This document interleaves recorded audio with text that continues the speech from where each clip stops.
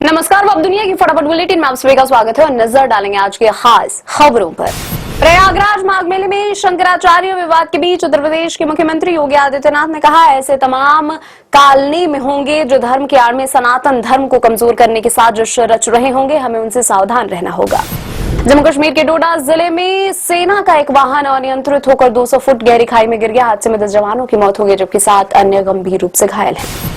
मुंबई को एक बार फिर महिला मेयर मिलने जा रही है। भाजपा की 3 मजबूत महिला नेता राजश्री शेरवाडकर, तेजस्वी घोसालकर और योगिता कोहली मेयर की रेस में सबसे आगे मानी जा रही हैं। अखिलेश यादव ने सोशल मीडिया साइट एक्स पर अपनी पोस्ट में कहा, सत्ता जब अधर्म करने लगे वही कलयुग है। धर्म विरोधी भाजपा और उनके संगी साथी अपने दंभ के वश में सनातन धर्म का जो अपमान कर रहे हैं उससे समस्त सनातनी समाज आक्रोशित हो गया है।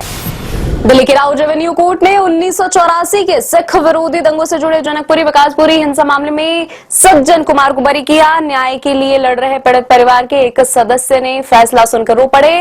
उन्होंने कहा, हमें न्याय क्यों नहीं मिल रहा है, कोर्ट ने उसे बरी क्यों कर दिया, हमारे 11 लोग मारे गए। तमिलनाडु और केरल के बाद गैर भाजपा शासित राज्य कर्नाटक में भी राज्यपाल के अभिभाषण को लेकर सियासत गरमाई। कर्नाटक सरकार ने अभिभाषण में केंद्र सरकार पर टैक्स और फंड के बंटवारे में भेदभाव करने का आरोप लगाया था। राज्यपाल थावरचंद गहलोत ने विधानसभा सत्र में पूरा अभिभाषण पढ़ने से कर दिया इनकार। झारखंड के पश्चिम सिंहभूम जिले में सुरक्षा बलों के साथ हुई मुठभेड़ में 1 करोड़ रुपए के इनामी नक्सली ढेर। पुलिस ने बताया, चाईबासा में हुई मुठभेड़ में कुल 16 नक्सलियों के मारे जाने की खबर।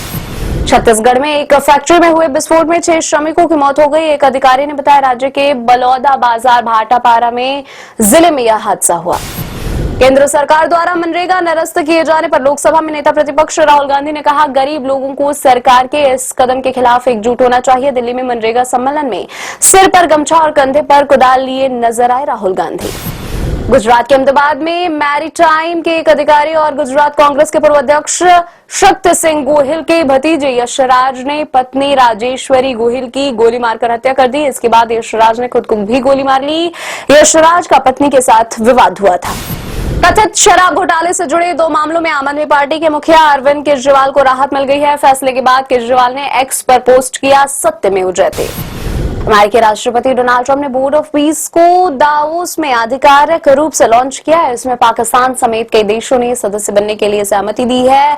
यूनाइटेड नेशन की तर्ज पर बनाया गया है। यह बोर्ड झगड़ों को निपटाने का करेगा काम। रूस के राष्ट्रपति व्लादिमीर पुतिन ने कहा, ग्रीनलैंड से रूस का कोई लेना देना नहीं है, अमेरिका और डेनमार्क का आपसी मामला है। पुतिन का यह रुख असल में पश्चिमी देशों और नाटो सहयोगियों के बीच बढ़ती दरार को और बढ़ा सकता है। वसंत पंचमी पर संगम स्नान नहीं करेंगे शंकराचार्य अविमुक्तेश्वरानंद स्वामी। मौनी अमावस्या पर संगम स्नान नहीं कर पाए थे स्वामी अविमुक्तेश्वरानंद। नोएडा पुलिस ने सॉफ्टवेयर इंजीनियर युवराज मेहता की मौत के सिलसिले में 2 और बिल्डरों को गिरफ्तार किया। युवराज की गाड़ी गहरे गड्ढे में गिर गई थी जिससे उसकी मौत हो गई थी। बांग्लादेश ने T20 वर्ल्ड कप का किया बहिष्कार, भारत में खेलने से किया इनकार। बांग्लादेश बोर्ड और सरकार के साथ बैठक के बाद हुआ यह फैसला। दूसरे देश में खेलने की कही थी बात, आईसीसी ने ठुकराई पेशकश।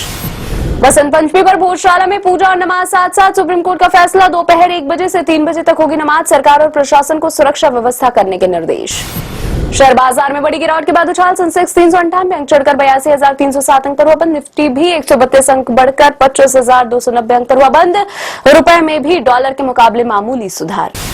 23 जनवरी को रिलीज हो रही फिल्म बॉर्डर 2 को गल्फ कंट्रीज में बैन कर दिया गया है। Bahrain, Kuwait, Oman, Qatar, Saudi Arab और यूएई में फिल्म को रिलीज नहीं हो पाएगी। इससे पहले धुरंधर को भी इन देशों में भारत पाकिस्तान संबंधों पर आधारित होने के कारण दिखाने से किया था इनकार।